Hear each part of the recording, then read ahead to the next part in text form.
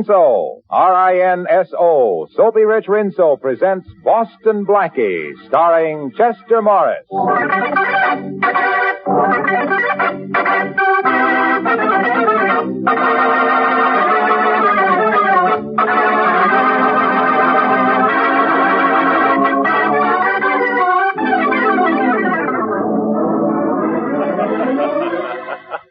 What are you reading, Chief? Little Abner? No, listen to this, Matthews. Special feature of the Great Gems exhibit at the famous Godet Jewelers will be the incomparable Star of the Nile emerald. One of the most precious gems in the world. So precious that George Stevens, vice president of Godet's, is personally bringing the star to Chicago, from Chicago to New York. I don't get the joke, Chief. Sure you don't, because you don't know that Boston Blackie's on the same train with George Stevens. But, Chief, I don't get it. Well, if I know my Boston Blackie, and to my great sorrow I do, he won't be able to resist a little gadget worth a cool $200,000. I still don't see what's funny. Besides, Blackie hasn't gone after sparklers in a long time. I know that, but I also know one thing that sparkles that's right up Blackie's alley. What's that? Dames. Sure, Chief, but the Star of the Nile ain't a dame. Yeah, but Helen Crew is. Helen Carew? Yeah, something's bound to happen on a train when it's carrying those three. George Stevens, Helen Carew, and Boston Blackie.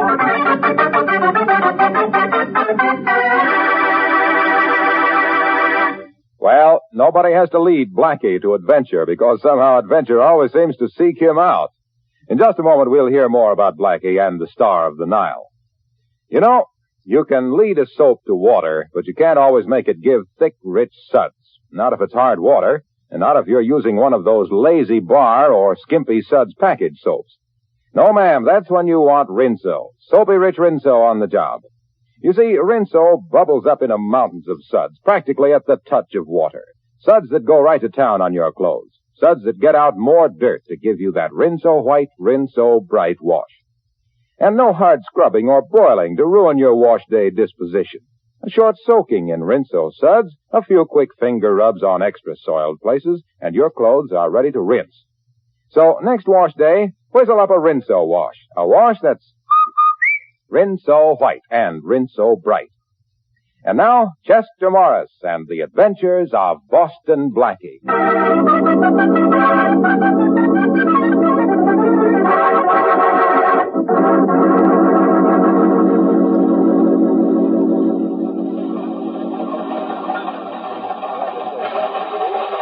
It's obvious that an international bank should be established for reconstruction.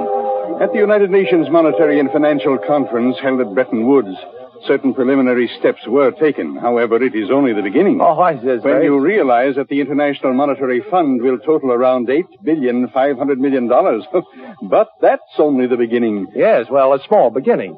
You know, I get kind of mixed up when I start counting over 850. Oh, young man, we'll all have to learn how to count in millions and billions in the post-war world. Well, that's very interesting. Oh, here you are, Stuart. I'd like some dessert. Will you take this sheet, miss? Oh, thank you. Never mind the dessert, Stuart. Well, I'm finished. Wouldn't you rather have this chair by the window? Thank you. And good day to you, young man. Thanks for your company. Well, thanks to you for the tip on the international monetary situation. I can't wait to use it. Very interesting man. And very distinguished looking, too. Who is he? I don't know, but he's awfully good at counting. Is it all right if we talk? Why not? You see, my mother never told me not to talk to strangers on a train. I like your mother. Very intelligent woman. Well, I'm no isolationist. But to make it proper, my name is Helen Carew. Oh, and mine is Boston Blackie. I've heard that name somewhere. Are you a baseball player? No, why? Do you like baseball? No, not particularly. Well, why did you bring up the subject? Oh, just to make conversation. Fine. Let's talk about you. All right, let's. I'm a very pleased young lady on a train between Chicago and New York. Why are you pleased? Because I didn't expect conversation with my dinner. Well, do you realize that the International Monetary Fund will total about $8,500,000,000 this year? No. Yes. You see? Uh-oh, it's back again. Excuse me, I've lost something. It can't be that $8,500,000,000. No, it was a chamois pouch. I don't see it. Wait. Oh, I'd better get out of the way. It isn't here. Oh, pardon me, sir. What did you lose? This is terrible, terrible. Waiter! Well, it sounds important. Young man, you have no idea how important. That pouch was worth $200,000. That's a lot of money to be carrying around. It wasn't money. It was an emerald. One of the most valuable gems in the world, the Star of the Nile. What a pretty name.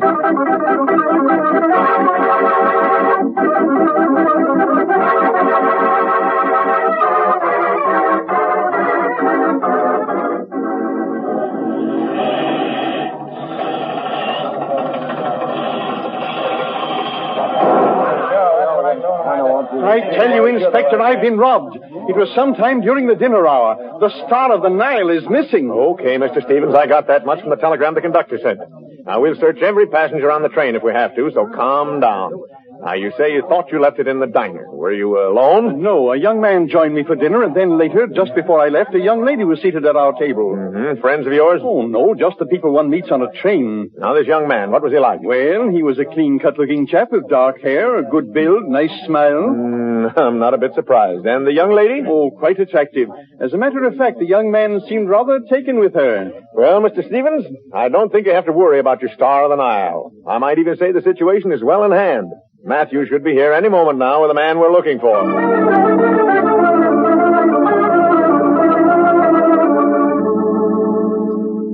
Here he is, Chief. Welcome, Boston Blackie. Welcome home. Your new home. As a matter of fact, I've prepared a special escort to take you there. Well, now, how thoughtful, Inspector. But where's the brass band? All right, come off it, Blackie. Where's the emerald? This is a great shock to me, young man. Well, it's no shock to me, sir. I know my Faraday. He never fails. He never fails to be dead wrong. I'm sorry to disappoint you, Blackie. But you were in the diner with Mr. Stevens when the emerald disappeared. Mr. Stevens? I didn't even know that was his name. Oh, now, Blackie, as if you didn't know that Mr. Stevens was vice president of Goday's and that he was carrying the Star of the Nile to New York. As if you didn't read the papers. Of course I read the papers, Inspector, but I was a little more interested in the fact that we'd just taken Cannes and Saipan. Okay. Now you can tell me all about that at headquarters. Come on, Blackie. Now, look, Faraday, do you mind if I talk this over with Mr. Stevens? Whatever you have to say, you say at headquarters. Come on. I'll be in touch with you, Inspector. Thanks again. Mm-hmm. Now, about that brass band, Blackie, I'll arrange to have one when we send you up the river. Oh, are you leaving, Mr. Blackie? Oh, yes. Yes, my Uncle Faraday always brings the town car to meet me. Uncle Faraday, my aunt. Well, your Uncle Faraday must have a lot of influence. I wonder when the police are going to let the rest of us off the train. Well, Miss Carew, I'll see if I can use my influence. You see, he happens to be the police. Oh, Uncle, meet Miss Carew. How do you do, Mr. Pleased Faraday? to meet you. I hope this fellow hasn't taken you in, too. Oh, no, Mr. Faraday. On the contrary, he's been very nice to me. Yeah, that's Blackie. Well, you might as well know, Miss Carew. He's being charged with the theft of the Star of the Nile. But that's impossible. Impossible? What do you mean, Miss Carew? I was at the table when Mr. Stevens discovered his loss, and I'm sure that Mr. Blackie had nothing whatever to do with it. You haven't known him as long as I have, Miss Carew. You mean to tell me that Boston Blackie didn't do it? That's exactly what I mean. Well, thanks, Miss Carew, for telling the inspector something that he should have known. He usually goes the long way around. You helped him find the shortcut. Oh, you haven't gone yet, Inspector. No, I'm afraid we'll have to begin all over again, Mr. Stevens. What do you mean? Well, Miss Carew here has a strong alibi for Blackie, and I'm still looking for a loophole, but under the circumstances, I'm afraid I can't hold him. But you're going to do something about it, aren't you, Inspector? Well, after all, you were sure that the emerald must still be on the train. Well, that's right, Mr. Stevens, it is.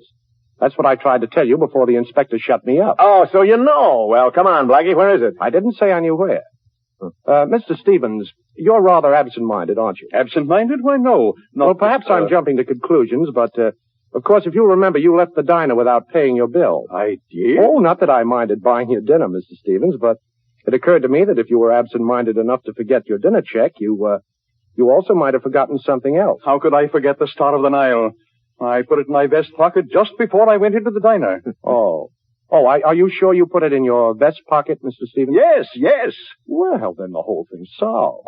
You know, all during dinner I was envying you, Mr. Stevens. I really was. You looked so cool and comfortable in that sports jacket you were wearing, and you weren't wearing a vest, Mr. Stevens. I wasn't? Well, that's absurd. Now, wait a minute. Oh, what's going on here? Vests, sports jackets. Come on, Blackie. Don't you remember, Mr. Stevens? Now, let me think.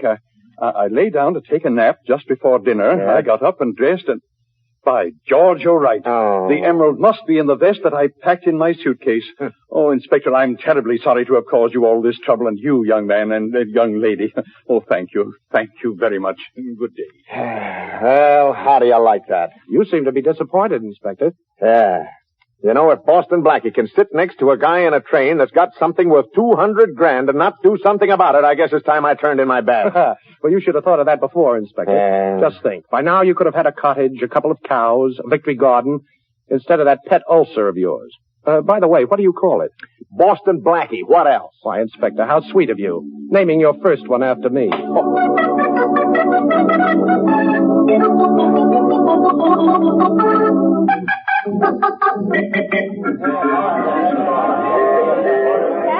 Oh, taxi! Miss Carew, I've been looking for you. Here's a cab coming up now. May I drop you someplace? Oh, thanks. Where to, Miss Carew? The Middleton, please. Okay, driver, 48th Street off Lexington. You don't miss a thing, do you, Mr. Blackie? Well, I have a great appreciation for beautiful things. Oh, then you must have seen the Star of the Nile. Star of the Nile? Mm-hmm. I was talking about beautiful things. Such as, well, the dessert I had for dinner last night. Oh. I was just marveling at how clever you were, helping Mr. Stevens to find his emerald. Well, it isn't hard to find something that was never lost, Miss Carew. And, incidentally, thanks for putting in a good word for me with the inspector. Oh, don't mention it. By the way, I'll bet there's another thing your mother forgot to warn you about. Oh? Accepting dinner invitations from a young man in a taxi cab.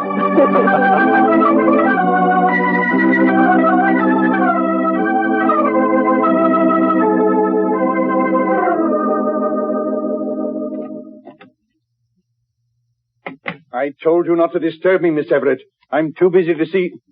Oh, who are you? Louis? Louis? Yeah. Miller said you wanted to see me. Oh, yes, Mr. Louis. Won't you sit down? Now, look, let's get this straight, Mr. Stevens. I don't know you, but Miller said you had a job for a guy with fingers. Well, I wouldn't exactly put it that way, Mr. And another Louis. thing, Mr. Stevens. This is strictly business.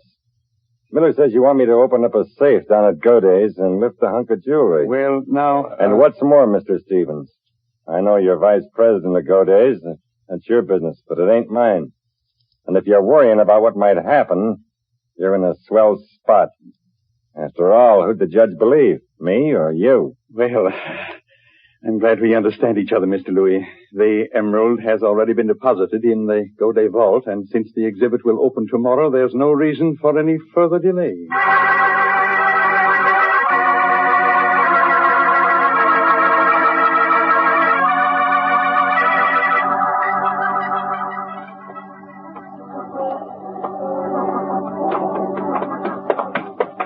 Hey, Blackie. Did you hear me calling you? Well, vaguely. To be honest with you, Shorty, I had my mind on somebody else. Well, boss, I just heard something I thought you'd be interested in. Yeah? You know, you were telling me about that emerald mixed up on the train? Yeah. Well, I just got a tip, see? Somebody's going to crack the Goday safe for that emerald. When? Midnight. How straight was this tip, Shorty? A very reliable tip, boss. A Fingers told me. Fingers? Oh, that's too big a job for him. He's only got 10. Well, that's what the man said. He said that. That small-time safecracker. I guess I'd better go down and help him out. But before business, pleasure.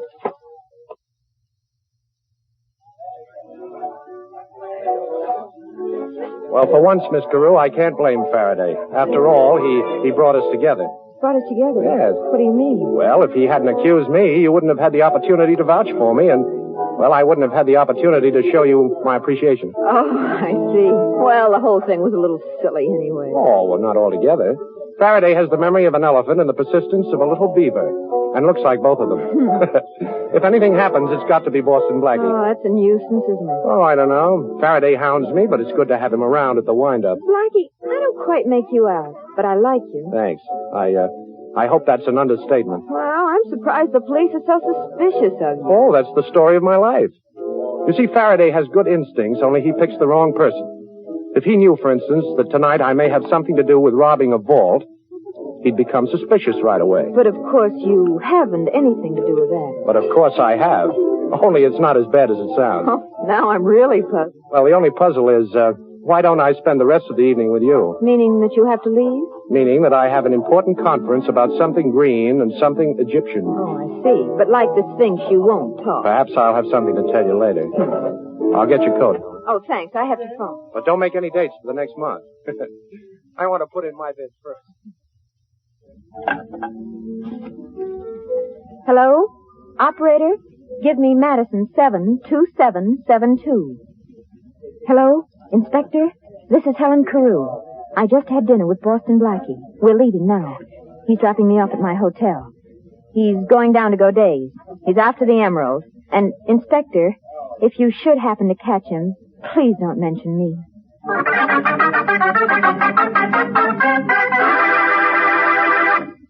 The flowers that bloom in the summer have nothing on your pretty cotton washable dresses, ladies, not when it comes to eye-filling loveliness. And say, you were particular to pick out just the dresses you wanted, weren't you? Well, then you ought to be just as particular about your soap.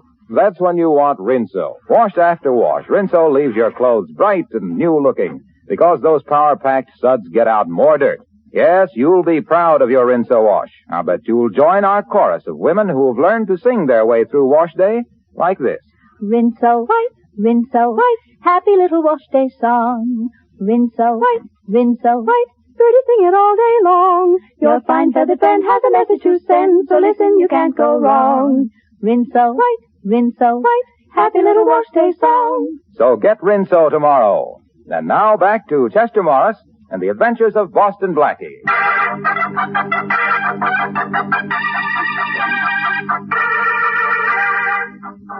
Boston Blackie, unaware that Helen Carew has tipped off Inspector Faraday as to his destination, is en route to Godet's Jewelers to try to prevent the robbery of the vault there and to discover who is back of the attempt to steal the famous Star of the Nile emerald.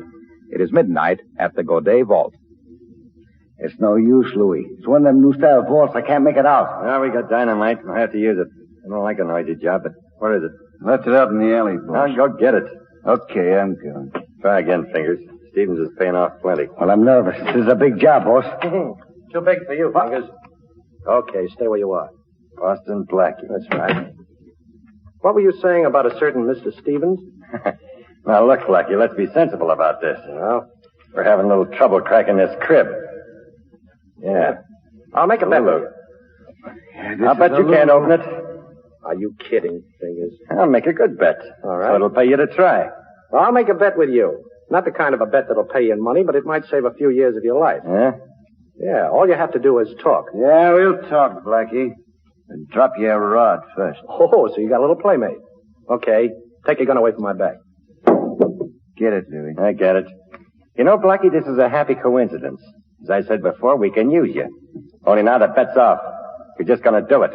Come on, get those fingers working. And suppose these fingers can't open the vault. And the next time you go to buy gloves, you better look for mittens. Come on, take a good look at the crib. Oh, a beautiful job. You know, Faraday should see me now. Okay. Stand back and keep quiet. We'll be quiet, all right, but it's up to you, Blackie. This gun can make a lot of noise. Wait a minute.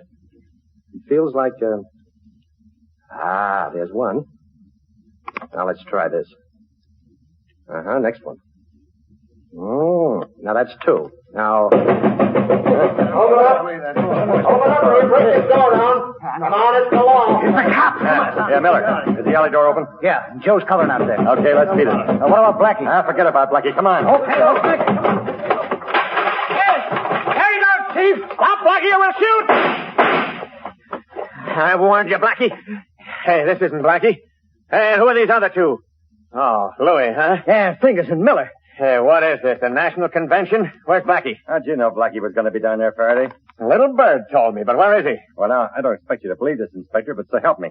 We were passing by the alley, and we heard a noise, and we come in. Naturally curious, you understand? Yeah. And who do you suppose was starting to crack that vault? Don't tell me. Boston Blackie? Yeah. Well, then what are we doing out here in the alley? He couldn't have gotten away. Yeah, Chief. There's only 2 doors to that room. We came through this one. Hey, so he better be back in that vault room. That's right. Eddie, watch these mugs here. Right. Come on, Matthews. Let's have a look. He ain't in here, Chief. Ain't in here. Oh, I can see for myself, Matthews. I can see for myself. Must have slipped through the door before we came in. Matthews, you're fired. Me, Chief? I ain't done nothing. That's the trouble. You never do anything. Now, see if the vault's open, Matthews. Okay, Chief. Now, lock tight in the drum. There's a mark on it.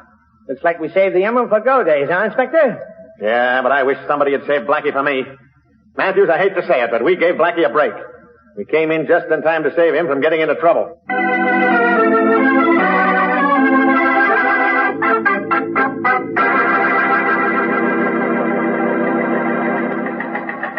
I just wanted to thank you, Inspector, for preventing the robbery last night and catching the thieves. Don't mention it, Mr. Stevens. Tell me, did they have a chance to open the vault? Nope, we were Johnny on the spot. They never even got started. Well, Inspector, I can't thank you enough for the fine job you've done. Fine job. Nothing ever happens. Nobody steals anything. Listen, Mr. Stevens, if somebody should steal that emerald and I catch him, then you can thank me. What burns me up is that Boston Blackie was down there, too, but he got away. Boston Blackie, he got away? Are you sure the vault wasn't open? Sure, we tried it. It was locked tight. Well, that's fine, but to be on the safe side, I'd better check up. I'll go right down to the vault myself.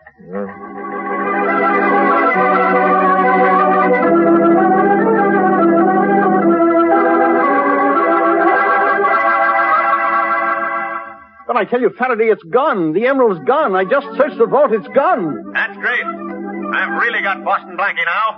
Don't worry, Mr. Stevens. Calm down. You'll get your star, and I'll get Boston Blackie.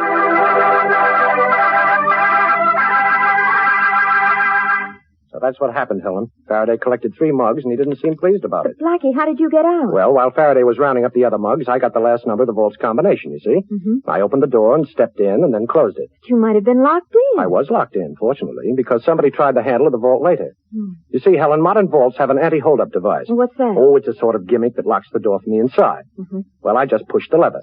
After they left, I slipped out through the alley door. What were you after, Blackie? I told you before. Something green and something Egyptian. The Star of the Nile emerald, of course. Did you find it in the vault? Yes.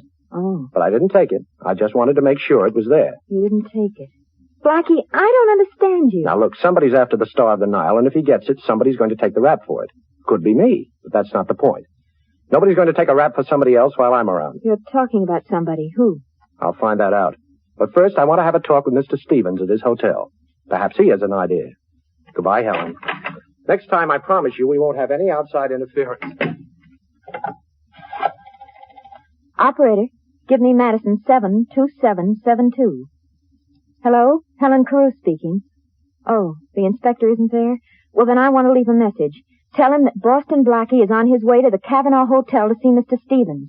I can't wait for the inspector to call back, so tell him I'm going to see Stevens, too, right now. But try to get the inspector there as quickly as you can.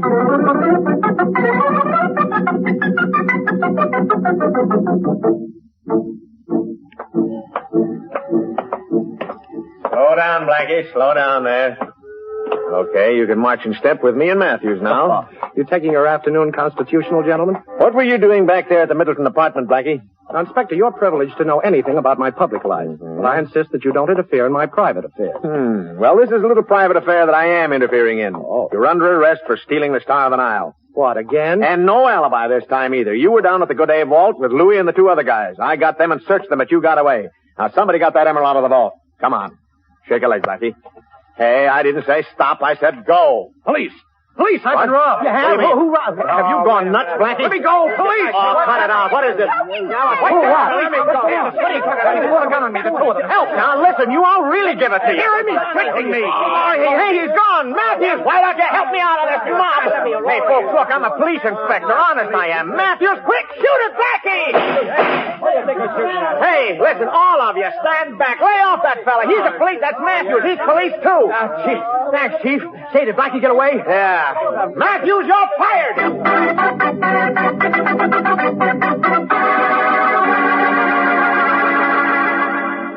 I was sure he was coming here, Mr. Stevens. Miss Carew, why should Mr. Blackie come to see me at my hotel? Besides, I'm confident that by this time Inspector Faraday has made sure that the young man is no longer a free agent. Perhaps, yes, perhaps you're right. But, well, I'm not sure the inspector is right in what he's doing. Oh, now, Miss Carew, it's quite obvious that you have an attachment for Mr. Blackie, and if the police have taken him, I won't have to worry about the Star of the Nile any longer. The police haven't taken me, Mr. Stevens. Boston Blackie. And incidentally, if I knew how much the Star of the Nile would be worth to you, I might listen to reason. Blackie. Hello, Miss Carew. I rather expected you'd be here, too. I wouldn't try to phone Mr. Stevens.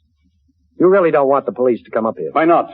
Because it would be very embarrassing for you. And besides, it would be very embarrassing if I had to use this gun. Blackie, look. Oh, Helen, don't! Helen, why did you knock the gun out of my hand? Because you had me fooled for a while, but I'm finally beginning to understand you, Blackie. All right, the 2 of you stand still and put your hands up high. Oh, so you have a gun too, Mr. Stevens. Is that to guard the emerald you stole from your own vault? Mr. Stevens took the emerald? Yes. Usually when people want to steal something, they just steal it, but Mr. Stevens had to do it the hard way. But you made it much easier for me, Mr. Blackie. You see, you were in the vault, and now everybody will know that Boston Blackie stole the emerald. There's just one thing I'd like to know, Mr. Stevens. Why does a vice president of a large firm like Goday's have to steal a piece of jewelry? Well, there's an ugly word for it, embezzlement. I'm awfully sorry, Miss Carew. Sorry that you came here tonight because no one else can know what you 2 know now. I'm going to have to kill you. Come on, Stevens. Give me that gun. Stay where you are. I want that gun, Stevens. Blackie, don't. I told you to stay where you are. Look, you can't pull that trigger. Get back! Get back! Thanks, Helen, for sending the message. Yeah, Inspector, I think Mr. Stevens will go with you now. Stevens? Yes, Inspector, and thanks for putting Helen on this case. We've got your man. Come on, let's go. No, I won't go. I can't go. I've gone long enough. I can never catch up. For years now I've been running after myself, running away from something. I couldn't stop, but I've got to stop. You'll never get me, I tell you. I've got to stop. Well, We got what we were looking for, but I can't say I'm very happy about it.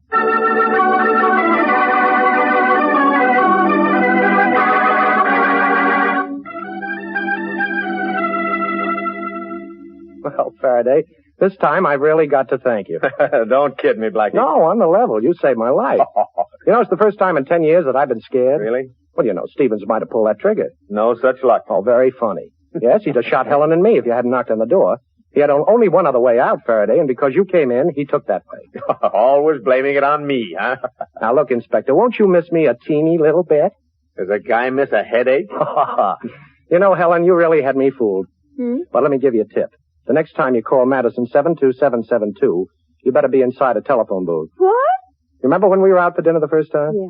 Well, I went to get your coat, and as I was leaving, I heard you ask the operator for Madison 72772. My private number. Sure. Only a few people know that number, and I'm proud to be one of them. So you knew I was working for the inspector? Sure, but that didn't matter. You already had your hooks in me, and I couldn't get loose. Well, perhaps now you'd like me to unhook you? Oh, honey, with you, anything goes. By hook or by crook.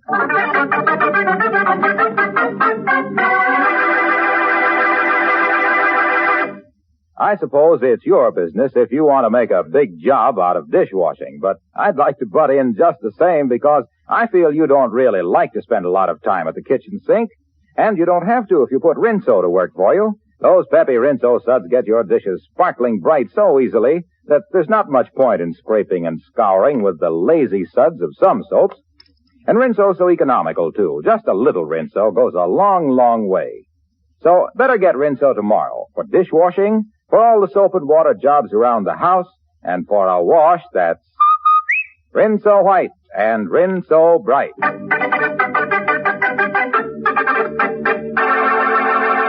And now a glimpse at next week's adventure of Boston Blackie. Here it goes. What a crack-up. Them plainclothes cops in that car ain't never going to interrupt another one of our hijack jobs. Plainclothes cops? Them ain't no cops. The driver of the car that just wrapped around a telephone pole is Boston's Blackie.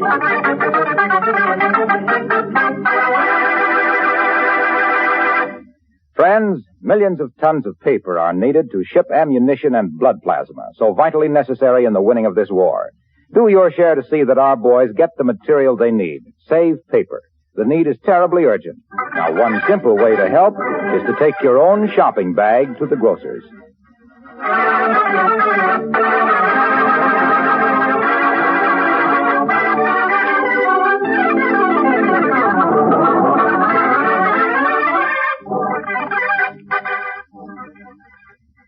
Be sure to listen in at this same time next week for another exciting adventure with Boston Blackie. You can see Chester Morris as Boston Blackie on the screen at your favorite movie theater. Boston Blackie's latest Columbia picture is One Mysterious Night, soon to be released. Richard Lane appears as Inspector Faraday. Music by Charles Cornell. This is Harlow Wilcox saying good night for Boston Blackie, brought to you by the makers of Rinso, the soap that gets clothes.